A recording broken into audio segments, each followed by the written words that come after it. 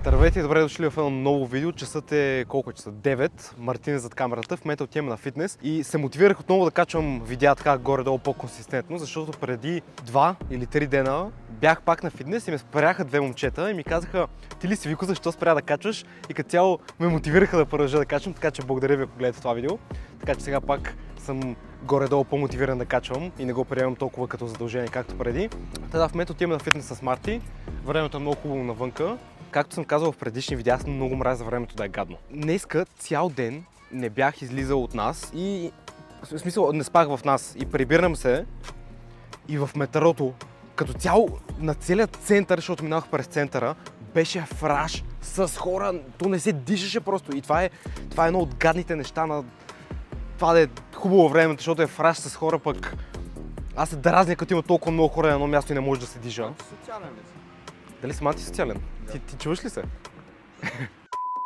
Ако това видео излезе преди 20 март, искам да ви уведомя, че всъщност то би трябвало да излезе преди 20 март. Искам да ви уведомя, че на 20 март от 8 часа вечерта аз, Венката, Вени Орданов, линк за неговия канал пак ще има някъде долу в описанието, и още един или двама човека от неговият екип ще направим Discord call, AMA, Ask Me Anything. Какво беше? Ask Me Any... ще отговарям на вашите въпроси. Венката ме покани днеска, за което му благодаря, така че ако се интересувате от това, примерно как да стартирате нещо ваше, как да стартирате SMM агенция, понеже Венката има доста готина SMM агенция, и като цяло всякакви въпроси може да дойдете, да джойнете в Discord, който пак ще е долу в описанието, където да ни задавате въпроси на 20 март от 20:00 вечерта, нали? Да, 20:00. За хората, които не знаят кой е Марто, това е той. С него започнахме заедно да правим 365-дневната поредица. Малко по-невисоко ме снимай, да. В продължение, аз разбрах, че това е невъзможно, но той все още продължава да качва, макар и... Тъпи видеа. Точно така. Що не се отказваш, кажи? Ами защото това е тест към мене, когато нещо искам да си кажа, че ще го направя, го правя до край. Ама виждаш ли смисъл от тези 365 видеа, които ще качиш и всички са с по може би 10 гледания? За разлика от теб, аз нямам опит пред камера и за първи път се отпусках пред такова нещо. Впоследствие ме снимат вече и в на Иван Ядрени летучките, което беше тотално не по план и в принцип трябваше да е само за членове, но пък вече 10 000 човека всеки път ме гледат. Така че да, дават ми нещо, именно увереността да говоря пред камера, да говоря по-свободно, мислите ми да течат по-чисто и да не ме е страх.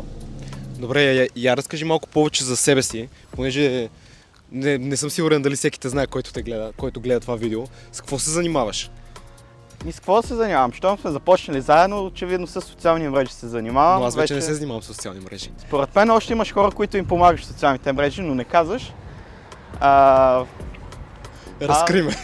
Какво да кажа за себе си? Специализиран се в YouTube, това ще го кътнеш.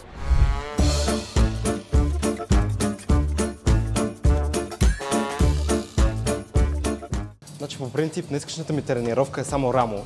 Обаче, поне съм дошъл с Марто, ще правя по неговата тренировка първоначално и в момента прави румънска тяга. Аз никога пред живота ми не съм правил тяга. Никога. Ще ме научиш ли, Марти? Аз не мога. Иначе формата от началото на годината, мисля, че върви добре. Бях спрял креатин за малко, но сега пак го почвам, защото без него не се чувствам добре. Добре, вече сме на първото упражнение за рамо, вече първото адекватно упражнение от моята тренировка. По принцип първо правя... Добре, хубаво. По принцип първо правя раменна преса, след което задно рамо е това, което е на флайт машината зад мен. И след това правя ето това упражнение и накрая завършвам с 20 коремни преси. Това ми е тренировката за рамо. Напред няколко биерала.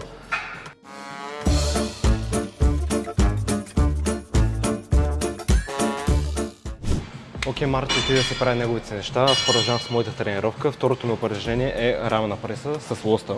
Първо ще загрея без никакви килограми. Цялото това упражнение винаги съм го избягал супер много. Обаче откакто почнах да го правя, го усещам мега много.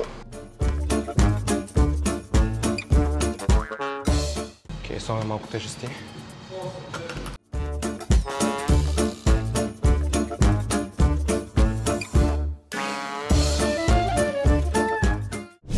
Това е машината, която правя за задно рамо. Просто някъде да подпра телефона в момента и да включих с тренировката.